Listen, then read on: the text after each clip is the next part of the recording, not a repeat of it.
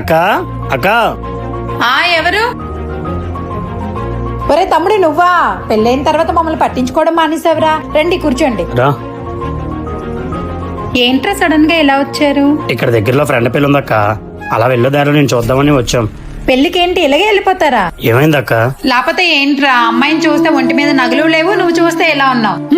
చక్కగా నేను చెప్పిన అమ్మాయిని పెళ్లి చేసుకొని ఉంటే ఇప్పుడు కారులో తిరిగేవాడివి. అయినా దేనికైనా రాసి పెట్టి ఉండాలి. హలో, నువ్వు చెప్పిన షాప్ ఇక్కడ క్లోజ్ చేస్తారే. ఏంటి షాప్ క్లోజ్ చేశారా? రేపు కిట్టీకి నాకు అడ్రస్ చాలా ఇంపార్టెంట్ అండి. అయినా మీలాంటి చాతకాని వాడికి చెప్పాను చూడండి, నాది బుద్ధి తక్కువ. ఈయనకి ఏ పని చెప్పినా వృధానే.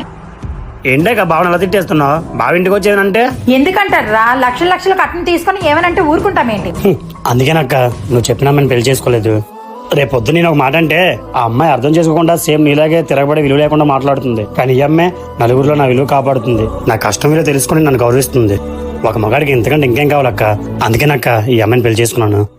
నా దగ్గర ఉండేదంతా తృప్తిపడుతూ నన్ను సంతోషంగా చూసుకుంటుంది. ఇలాంటి అమ్మాయిని నా జీవితంలో తీసుకొచ్చి ఆ దేవుడు నాకు మంచి రాతి రాసేటక్క.